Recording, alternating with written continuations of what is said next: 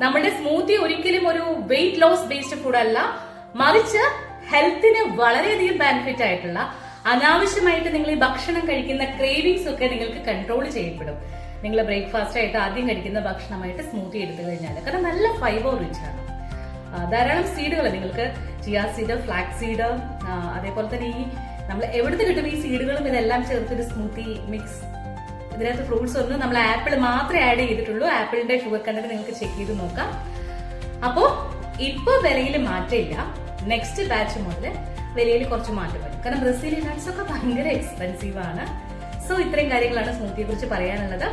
Diabetic friendly ആണ്, diabetic, pre diabetic, ലിവറിൽ fatty ലിവറോ അല്ലെങ്കിൽ fatty ലിവറിന്റെ കുറച്ചുകൂടി അഡ്വാൻസ് ഫോം ആയിട്ടുള്ള ലിവർ ഫൈബ്രോസിസ് ഇങ്ങനെയുള്ളവർക്കൊക്കെ ഞാൻ പറയും നിങ്ങൾ നമ്മുടെ സ്മൂത്തി വെച്ച് റീപ്ലേസ് ചെയ്യുന്നത് നല്ലതാണ് ബ്രേക്ക്ഫാസ്റ്റ്. കാരണം നിങ്ങൾക്ക് ഈ നമ്മൾ കഴിക്കുന്ന ഇന്നത്തെ കാലത്ത് ഓൾമോസ്റ്റ് മിക്ക ആളുകൾ എടുത്തു നോക്കിയ ലൈഫ് സ്റ്റൈൽ ഡിസീസ് ഇല്ലാത്ത ഒരാള് പോലും ഒരു വീട്ടിലും ഇല്ല എന്നാണ് കണക്ക് പറയുന്നത്. നമ്മുടെ ആഹാര രീതി തന്നെയാണ് പല കാര്യങ്ങൾക്കും പ്രശ്നം. പണ്ട് കാലത്ത് വളരെ നന്നായി ചോറും കപ്പയും ഒക്കെ കഴിച്ചിരുന്നവർക്ക് അനുസരിച്ചുള്ള ശാരീരിക അധ്വാനം ഉണ്ടായിരുന്നു.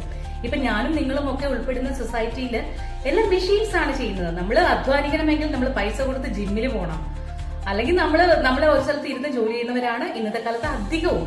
സോ അനാവശ്യ ആഹാരം നമ്മൾ കഴിക്കേണ്ട കാര്യമില്ല. ഡെയിലി ഇൻടേക്കില് സ്മൂത്തി വളരെ നല്ലൊരു ഓപ്ഷൻ ആയിരിക്കും കേട്ടോ. അപ്പോ ഇതിനെ കുറിച്ച് അറിയാനും നമ്മളെ കുറിച്ച് അറിയാനും 9074321236